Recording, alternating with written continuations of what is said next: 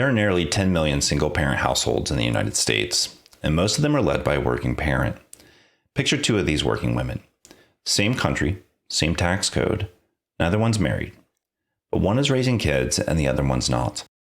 The woman with no kids at home has a median of $43,000 saved for retirement. The single mother has 12. Nearly 4 times the difference, and the only variable is the children. So today on Escape the Clock, we're aiming to answer the question, what do you do when every financial plan you have ever been handed assumes that there are 2 of you? How do we get by when there's one adult, one income, one bandwidth, in a system that quietly rewards the household that has a partner in it? To answer this, I'll be joined by Hankin. She spent her career in financial services and consulting, then found herself online inside a community of nearly 500,000 single parents, watching people ask the same questions over and over and get almost nothing back. So she went and wrote the book nobody had written, The Field Guide for Single Parents. So today, we get into why the 3 expenses that actually move the needle are not the ones that you've been told to cut, the housing decision that has to happen before the divorce papers get signed, and how to make the most of a system designed for 2 if you or someone you love is going at it alone. So stay tuned to find out what an hour of your life is actually worth and how knowing that one number can change every decision that comes after.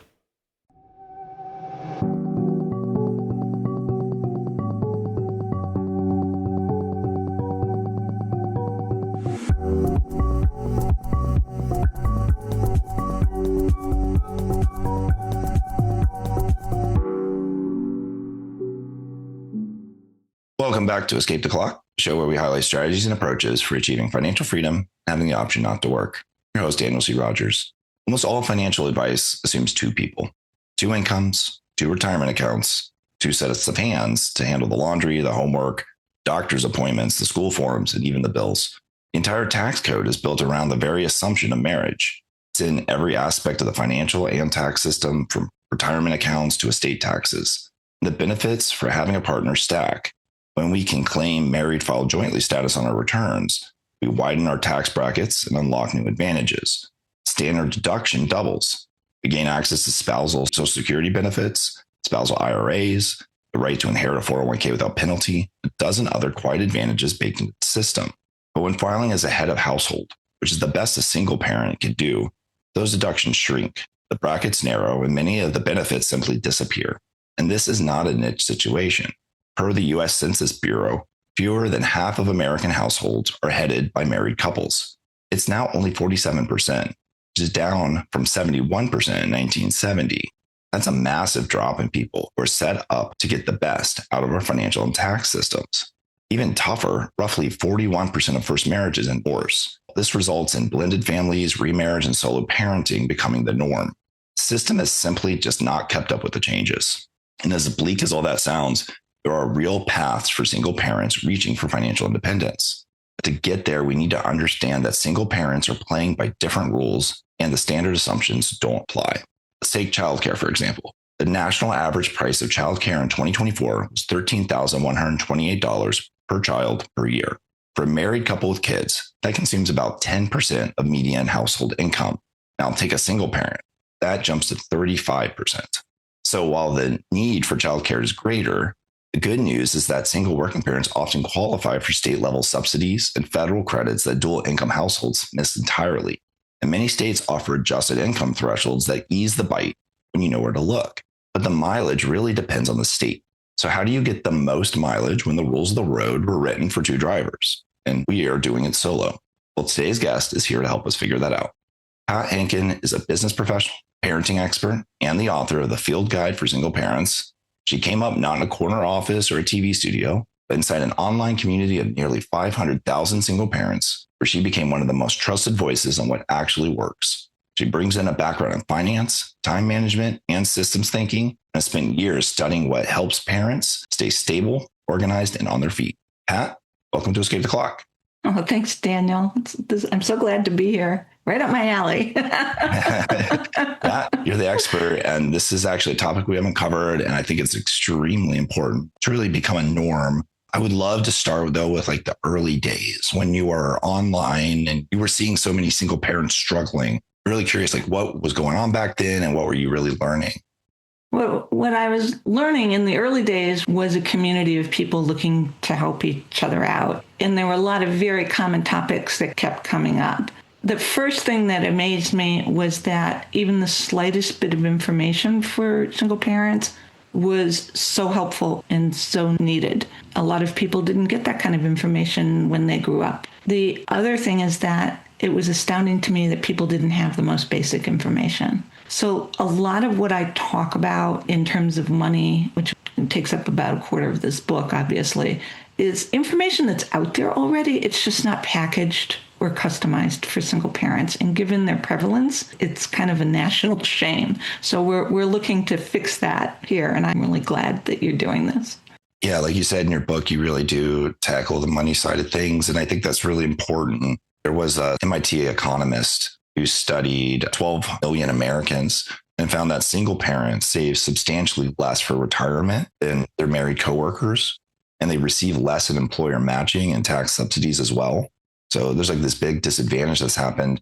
So I would love to start there. Like, where does the math break down for a single parent? And what is the single biggest assumption, like in the FI journey, that you think might needs to change when it comes to being a single parent?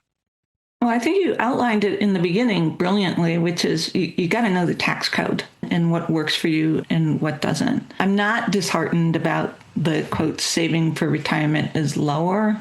401ks don't always make sense for a single parent. What they have to do is look at their effective tax rate. With putting yourself in the head of household, which actually is, for me, a really great tax bracket versus a single filer, you expanded this. You have to look at your deductions. The tax code has changed since I started this work, where the mortgage isn't the standard, but you get the bigger one. So I would say understanding your tax bracket before you jump into a lot of this conventional financial advice is an important place to start.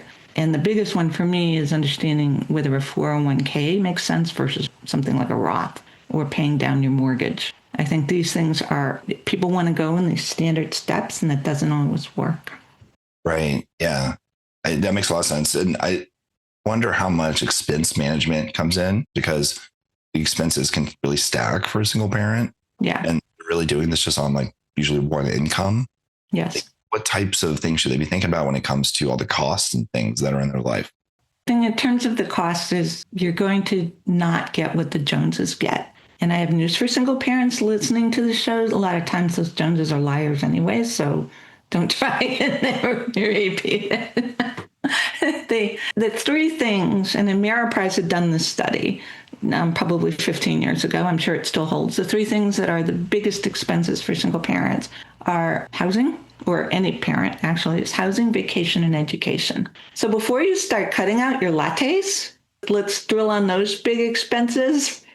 I'm not going to tell you to cut out your lattes. Maybe I'll tell you to cut out buying lunch every day for your health. But in other words, if you take those three broad categories of your housing costs, your vacation costs, and your education costs, and you start looking at the different levers you can push, you will have a much bigger impact on your spend than you will if you start clipping coupons. Drives me insane when I see those sites. Please, people, don't look at those anymore. What about outside of doing those types of hygienes? Do single parents typically miss? Like, are there advantages, programs, other things that you typically light people up to that they should be considering? Yeah, you actually touched on this in the beginning, which is the local and the state programs. And yes, your mileage may vary on those. There is no federal policy for families. I mean, we had universal income during COVID. People really talked about it, putting a floor under them. And then we all know what happened in the last couple of years as far as what that went. But if you start looking at your everyday expenses and the things that you spend money on for kids with regards to everything from tutoring for special needs to summer camp, there are a lot of different programs that exist. Either they're free or they're on a sliding scale. And like I said in the beginning, understanding the information that's out there is usually the biggest barrier for people. And then the time to research them. And I talk a lot about using people who want to help you, but making sure it's time limited. And nobody's got a whole lot of time these days. And it's a good helper, help me figure out what programs are available for me. Utilities have them. School has them. The Ys have them. Everybody's got it. And you can look at the sliding scale. I think a lot of time you can feel alone. You're doing the single parenting thing, and getting help from the community or from others can help. And sometimes maybe people miss there's no gift exception limits for gifting to tuition. Mm-hmm. If you have people helping, they want to support you, they can actually give as much money as they want directly to the tuition of your kid. Mm-hmm. There's no limit that you have to worry about. There's like little things like that. And they add up. Yeah. For sure. I'd like to talk about single mothers for a moment. You've worked in the community, you've seen and supported a lot of this. And particularly like single mother homeowners typically hold less equity. There was this Pew Research Center analysis that happened where they showed that 34% of single mothers own their own home compared to 47% of single men, 50% of single women without children. So it's like once you're a single mom, it's like it gets even harder. And so I'm curious, like what you've learned and how you've been able to support mothers when it seems like it's even more difficult in that situation. Generally, it's age-based. If you're pretty new on the home ownership journey, then you're going to have less equity in a home than if you've had a home for 10, 15 years. And I think getting the equity in the home, as you said, is important. I've referenced before we got on the show, one of the guests you had on previously about accessing the equity in your home. This, for me personally, was something I did extensively.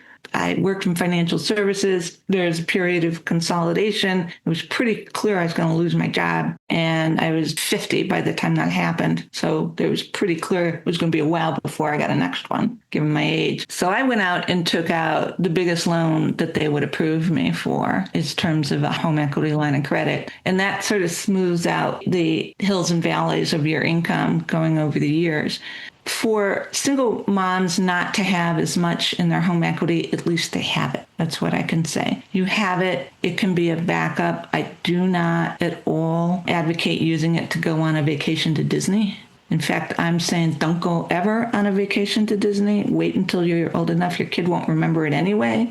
Let your ex take them. It's really hot. I know. There's a lot better ways to do it and build memories with your kids. But what you're talking about is having a series of backup finances available to you. And it's also one of those questions about, do you buy or rent? This is something you have to work out if you're breaking up a household.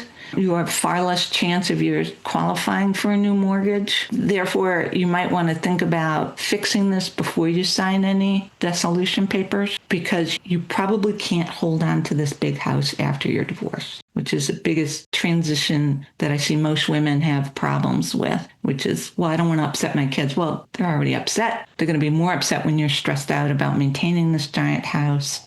With that advice has to come, you're going to have to deal with this before you sign the papers, because getting a new house after you've divorced is extraordinarily difficult. One, in this market, and two, with the income level that you have on your own and you can report.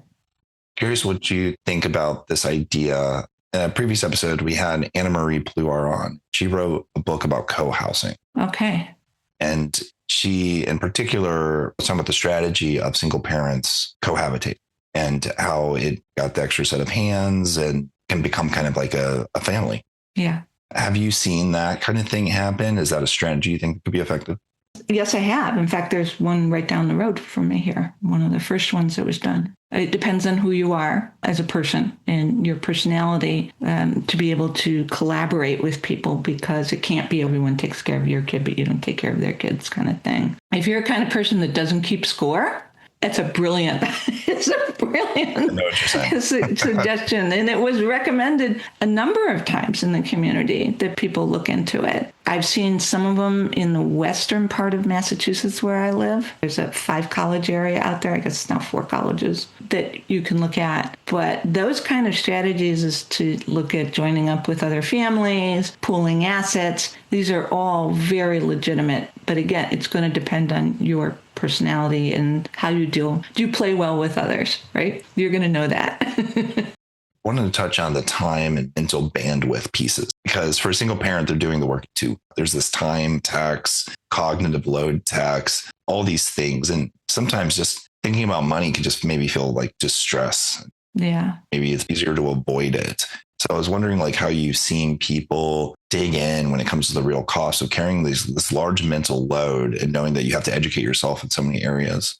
There's some people I've seen that just go for it. They just like head down and go. Other people are like, where do I start? What I found is one, if you don't know your basic numbers before you start all this and you're avoiding it, you're going to have a much tougher road on this one. Knowing what's coming in and what's going out. And then the trade-off with time is very legitimate. I'm glad you brought this up because most people don't know the value of their time. In other words, what are they really making per hour after the cost to go to work, et cetera, et cetera. And then look at, can you outsource or hire help that financially costs less than you're working to pay for them? And it will take away a lot of the decision factors. And the biggest gains I see for people is getting somebody to clean your home, right? Whether you're going to have your groceries delivered or you're going to go take 2 or 3 hours to go to the store, go get them, bring them back, deal with the kids. So there are a lot of these things where you will find it probably when you do this analysis for yourself, it makes more sense to get help than not. And doing everything yourself is really, really important.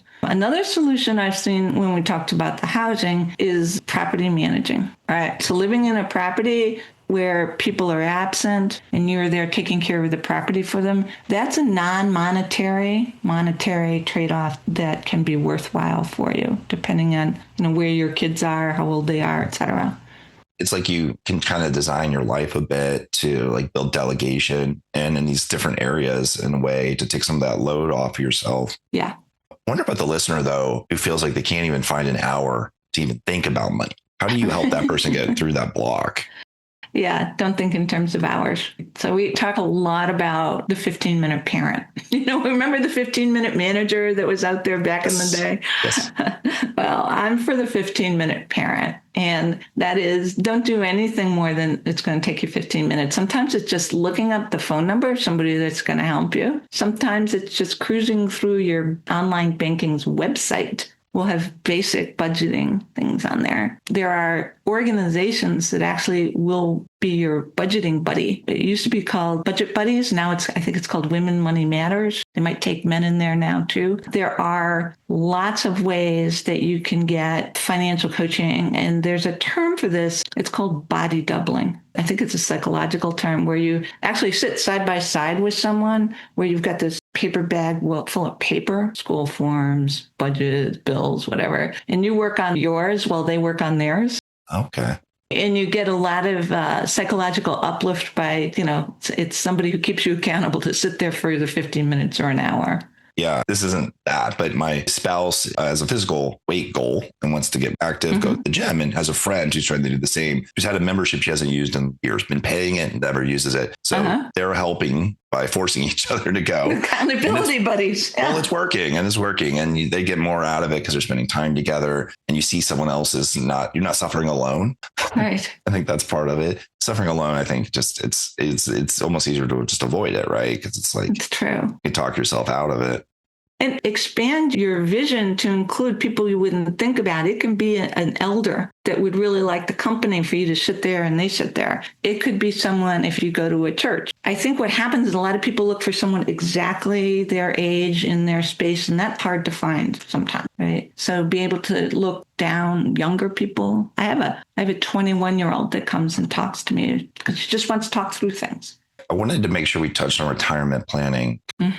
Some single parents can feel like they can't even afford to do it, or even in a lot of cases, sadly, employer plans don't offer the single parents the same access to contributions and enrollment that I think others see. Really? Yeah, there's another Pew report that said that more than 50 million American workers don't have access to a workplace retirement savings plan, especially lower income and single parent households that are disproportionately represented in the group. And so with these barriers and sometimes just feeling like you just can't even afford to even take a match. Like I think sometimes people just don't feel like they have the money to spend on these things. Retirement is a big issue in the United States. Like there's a lack of retirement savings in general. And I think single parents who might feel like they're in a kind of a survival mode might feel like there's no ability to get any leverage anywhere without a partner to help share that load. What types of things can they do to have any shot at a future stability of a retirement?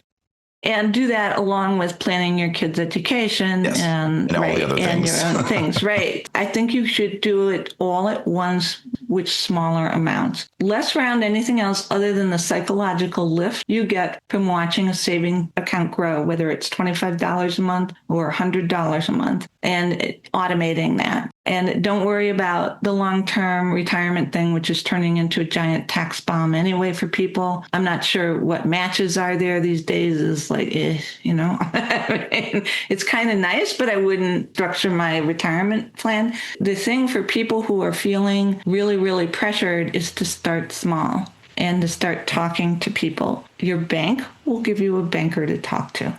Yeah, it's true. Your employer, now this is something I pushed for years when I was in the corporate workplace, you can ask your employer that the 401k asset manager they have, like let's say it's TIA Craft, which is for teachers mostly, great firm, ask them to bring in someone to talk about this specific issue. You can be the change with your employer. And like anything else for people going through this, nothing's forever. Your kids do grow up and become responsible, which is the biggest advantage that single parents have, is they can't afford to coddle their kids. They don't have the bandwidth. And those kids sometimes turn around to come back and support them. Sometimes, yeah. I'm still waiting on that, but my daughter's a scientist, which means it might not happen. But these things, it's one step at a time and it's small. And if you don't let the size of this overwhelm it, we break it down to 15 minutes. Sometimes it's just writing the number down of your 401k or HR person and put it there. Actually, if you have an HR department that's actually responsive to employees, I'd say they probably are looking for ideas. Well, Pat, I was actually going to ask you that directly. Like, do you think it's a good idea for single parents to disclose to their employer, HR, whoever, their situation and just ask for more? As long as you're not whining. Everybody's got parents. Everybody's got problems. Nobody gets anywhere with whining. But I would just not disclose it before you're hired. I do not. There is a lot of stigma on this issue. But once you're there, they're invested. I remember there was one employer. I was with PwC Consulting. They sent me around the world. And this was in the days where we still had to wear suits. And I went in and said, when we're on the bench, that means you're in the office. You're not off at some client's site. Why don't you just tell people they don't have to wear these suits anymore? And it's a raise because we don't have to clean them, all the time. And it's not going to cost you anything. And there's a series of things, think about those things, because working for an employer, it's a mutually social compact. Right? I'm going back to Jean-Jacques Rousseau in the 17th century, right? So, they want you. Single parents are the most resourceful, creative, and collaborative kind of people. And they need you and they want you. Realize that and go in and say, here's an idea I had that could help not just single parents, but all parents. Love that. I was hoping we could, before we wrap up, talk about what does work optional mean for a single parent? Because it might not be the same for like maybe married person, because like in my case, I was able to retire early, but my wife, she could have as well, but she chose to work. She wants to. It's fine. That's no problem. But that's just because we have a different option than maybe a single parent has. So I do wonder what it means to be work optional or financially free for a single parent. Maybe it just means being more present with kids. Maybe it just means being able to take more breaks. I don't know. Like, how do you see it? It's very true. You can go visit them where they are, or yes, that's work optional. I'm a big believer in 5 streams of income, and that doesn't mean 5 separate jobs. Do you talk about that in your show? Yeah, lots of building up your supplemental income streams, being able to place that paycheck, all that type of stuff. Yeah. Right. It could be selling things on eBay. It could be investing and gaining the interest and dividends on it. It can be a W-2. It could be a 1099 in taking what you have and working as a contractor, different places. So, work optional for a single parent is a great goal. It may take longer and it may be something you don't like, because some people like working. They find their identity in it. But you can look at, one of the things is the pace and change in work has been so different these last 5 years, 6 years now since the pandemic, that I think you have a lot more options open with him. I will say, when you're starting out, though, I do have a question about whether remote work is the best thing for a single parent. Interesting. Yeah, I think you're better off getting in there and getting to know them and having them know you before you become a faceless voice on the phone. If you can swing it, that's fine. You can't be minding your kids while you're on remote work anyway. Most employers won't let you do that. So as far as getting the experience on both of those, I think is very helpful when you think about later on in terms of FI. I think it's a feeling of safety that you have your emergency funds built up. You may find yourself involuntarily on WorkOptional.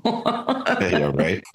And you got to work through that, We talked about, for myself, when I had the years that I didn't work, I've been overemployed, underemployed, and unemployed. And it happens to everyone. And I think it's important for people to realize that if it happens to you, you will get through it. So, Beth, I'm wondering, for the single parents who are listening and they are trying to get organized, they're really interested in making the most situation. And what is the one thing you want them to hear today? If you could tell them, talk to all of them directly. Well, I want to tell them that they are amazing people, first of all. Everybody's going to be in awe of your ability to do this. And no, it's not easy. I won't tell you it's easy, but I will tell you that if you take it slow, 15-minute increments, nothing gets done without the trinity of exercise, nutrition, and sleep. With that, sleep cures everything, right? Not everything can get done in one day. Personally, other than work, I can maybe manage 5 things, and that includes taking out the trash. So shrink your world down, it'll become more manageable. And know your numbers. Know your numbers, and there's no shame in this. A big thing with single parents that holds them back is fear and shame. And fear constricts down what they're going to do financially. And I'm here to tell you it is all manageable as long as you get a guide to take you through this step by step. And sometimes you get that nice accountability buddy next to you. Yeah, and you get support out there for sure. Start looking for it. Well, this has been such a useful conversation. I really appreciate you coming on, sharing all your expertise with us. How can listeners connect with you and also get your book, The Field Guide for Single Parents? The website is Pat Hankin. My name is spelled exactly as it sounds, Hankin, pathankin.com. There are all sorts of principles for a lot of the things we talked about, knowing the value of your time, breaking down your budget, how to take your kids on vacation for no money. There's I need to read that one. Oh, yeah. We don't talk enough about having fun with your kids. So I like to do that with the book and with the people in the community. And the book is the field guide for single parents. If you don't want to go into a bookstore and order it, you can go to your public library and order it. They will get it for you. It's now in 10% of the bookstores in America. And you can also get it online, obviously, with Amazon. If you got to have it tomorrow, they'll deliver it. And it's meant to be written in big, wide margins on it. Don't write in the library book, though, okay? And they don't like that. But you can see this book has big margins and big space that you can write in and take notes. And it's meant to be dipped into as you need be, because not every topic's going to be interesting to everybody. So your journey is your journey, and your guide might be a little different. Right. And if you send me an email through the website, I will get it. It's a monitored mailbox. But I really wish everyone the best of luck on their journeys. And I know this is going to come out okay for you. Lovely. Well, thanks again, Pat. I really appreciate you being on the show. My pleasure. Thank you.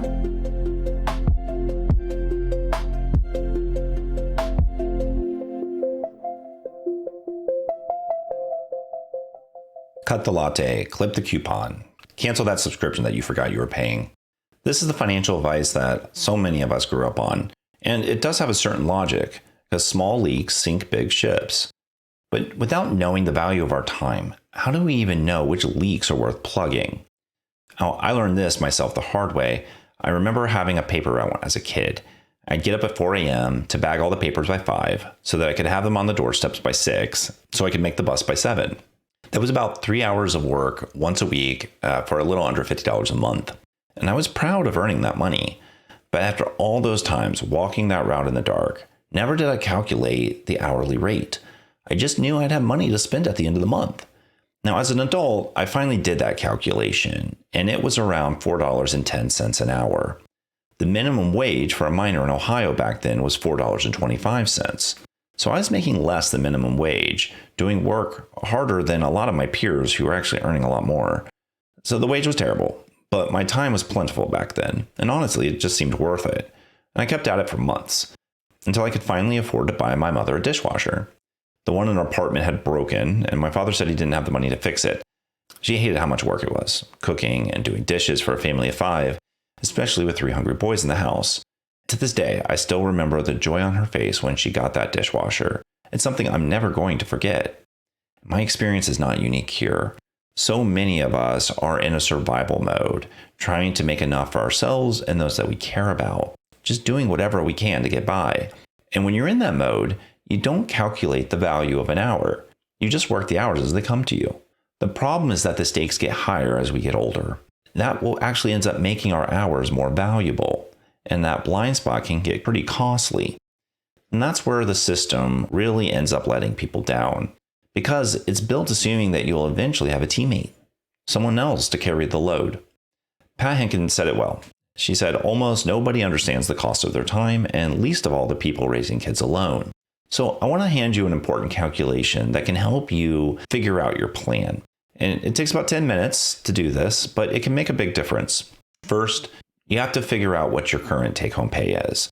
This isn't your salary. This is the actual money that you see deposited each month. It just takes a minute to figure this number out. Now, you're going to subtract what it cost you to earn that amount. To do this, you're going to have to think about your week. How much did you end up spending on gas, on parking, childcare, even clothes that you ended up buying because of your job? Or how about food that you ended up paying for because you didn't have time to pack that day? Or a surprise car repair because you had to get yourself to and from work. Now, add up all those hours, not just the ones you are officially on the clock, all of them. Don't hold back here. Consider your commute, the time you spent getting ready in the morning, the 45 minutes after you get home and you're still decompressing and even useless to everyone in the house. And when you're done, you're going to have just those 2 numbers. The money that you actually kept at the end of the month and the time it actually cost you. And you divide them together. Divide the first by the second. And there it is. That is what your time is generally worth. Now, let me put real numbers on that because the gap is actually a lot bigger than people expect. 2 women, same job, same company. They sit next to each other. They're both earning $60,000 a year. Now, if you look at that salary on paper, they're supposedly earning $28 an hour. The first woman is married. Her take home lands around $4,000 a month. Getting to work is costing her $320, and that's spent on things like gas, lunches, clothes. Now, if you count the real hours, the commute, the getting ready, the decompressing, the exercise we just did, it comes to about 50 hours a week. So her real rate is roughly $17 an hour, not the $28 that's on paper. Now let's look at the single parent, the one that sits next to her. This woman makes the same salary. She's even sitting at the same desk. Her take home is actually a little higher though. It's actually around $4,150 hitting the account every month. And this is because she's filing as head of household and she's getting a child tax credit to help out. She has the same $320 expenses to get to work, just like the first woman, but she has childcare. That's another $1,100 a month for her kid and an extra hour a day, every day for drop off and pickup because she has no one to split that with. All in all, her real rate ends up being around $11.50 an hour. Again, not the $28 on paper. So same job, same salary, but the working mother ends up earning roughly a third less per hour than the woman sitting next to her, and neither one even knows it. That's not a budgeting problem. You cannot coupon your way out of a gap that size. But here is where knowing your numbers starts paying you back. Think of the chore you hate most. It could be grocery shopping or laundry or pickup runs or HOA meetings. You'll know it the moment it pops in your head. Now calculate what that specific time is costing you just for that activity. If it ends up the price is below your real hourly rate, it would not be extravagant to try to buy back that time. This is just running an arbitrage. You're buying back an hour of your life for less than what that hour is worth.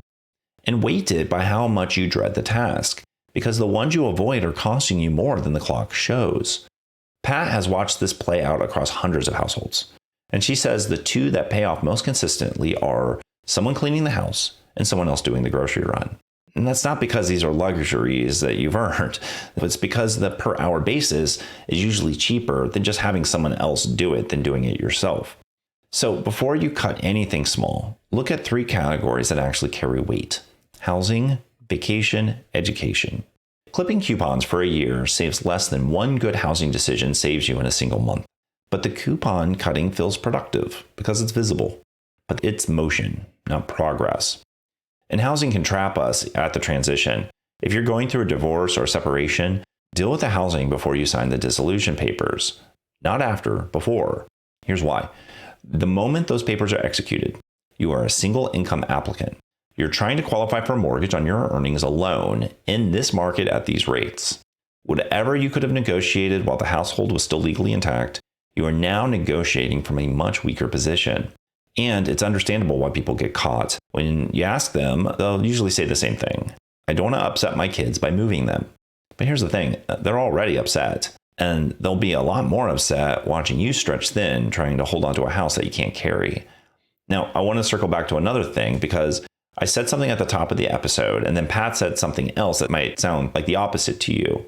So I had said that the head of household can be a downgrade. Pat, she had called it a really great bracket. The difference is what you compare it to. Against married filed jointly, head of household is worse. You have a smaller standard deduction, narrower brackets, and no spousal benefits.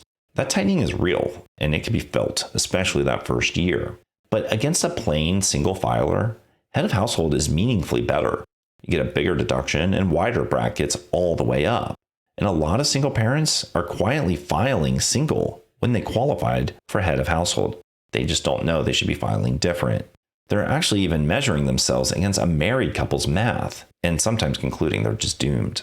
Which brings us to some of Pat's actual advice that might not have been what you might have expected. Before you max out the 401k or follow another standard order of operations, it is worth understanding your effective tax rate. Because the answer to 401k or Roth or pay down the mortgage is generally different depending on your status. Running someone else's sequence without checking your own numbers is how people optimize for a situation that they're not in. And that answer keeps moving as your life changes shape. Filing alone, then married with kids, and then unmarried with kids. The question isn't changing, but the right answer does. Look, nobody really is planning to raise dependents alone in a system designed for two. When it's happening, the system can actually feel a lot less like a set of rules and more like a punishment. The census puts median income for single mother families at roughly $41,000 a year. And in 2024, 21.8% of families led by a female household with no spouse present lived below the poverty line. For married couple families, it was 4.6%. That's nearly 5 times the poverty rate. Same economy, same work ethic, different rule book. But here is what a lot of those families never find out. There are programs, and most of them are not set at the poverty line at all. Childcare assistance runs up to 85% of your state's median income. SNAP goes to 130% of the federal poverty level. Energy assistance to 150%. The earned income tax credit phases out well above all of them. So please do not screen yourself out. And look past the federal programs because state, county, and local is where most of the accessible money actually sits. Most people never find it because nobody has the hours to go looking for it. So one of the things you can do here is start to build searching into your plan. Make it the first task of your project. 15 minutes a day, look up a phone number. Ask AI what you might qualify for. Call your bank, ask for an advisor, download a form. Those 15 minutes, they'll start to stack. And some of these programs, once approved, they'll run for years. And that is a real dividend off those 15 minutes. If you're following an Escape the Clock program, here's the mitigation that Pat suggested for this one. Body doubling. Sit down next to someone and you both work on your own pile. Your bills while they work on theirs. And you're not helping each other. You're doing it alone, but it turns out that this is actually really helpful to get past that block. And the person doesn't even have to be like you. They don't have to be your age. They don't have to be your gender. They don't even have to be in your same situation. So you can widen the search. You can find an older neighbor who might genuinely like the company, or a younger person who wants someone that they can learn from and think out loud with, or maybe a friend at work. The support that works is rarely the support that you might picture. Okay, so imagine this. Instead of 3 hours loading 2 kids in the car, navigating the store, unloading, and putting it all away, the groceries land on your porch without you having to go and do anything other than make the order on your phone. Now, you end up spending those 3 hours that you would have spent doing all the grocery run at your own table with a neighbor, both of you working on your own paperwork. By noon, maybe you found a childcare subsidy that you didn't know had existed because you took the time to find it. And maybe you were able to take $25 a month and start moving it automatically into savings. Each of these things is a nudge, and they can create long-lasting change. And that is how you make the system start to work for you. So if there's one thing to take away from this episode, let it be this. If you're a single parent or a head of household with dependents, you're not behind. You were handed a playbook written for a home with 2 of everything, and then judged for not running it well. The system was built for 2. Your plan has to be built for you. I'd love to hear from you. What is 1 hour you could buy back this month, and what would you do with it? Email me at contact@escapetheClock.com or leave a comment wherever you listen. I'm Daniel C. Rogers. Thanks for listening. Best of luck knowing the value of your hour and escaping the clock. I'll catch you next week. That's a wrap on this episode of Escape the Clock. Everything you've heard today is for educational purposes only, designed to help you think, plan, and build a stronger financial program. Take what resonates, bring it into your Escape the Clock plan, and review it with a qualified professional before making any major moves. I'm Daniel C. Rogers, a wealth management certified professional and your host. The book, the free planner, and the one-on-one time with me are all waiting for you at EscapeTheClock.com. If this episode was valuable, please leave a rating, share it with someone who needs to hear it. I'll catch you next week.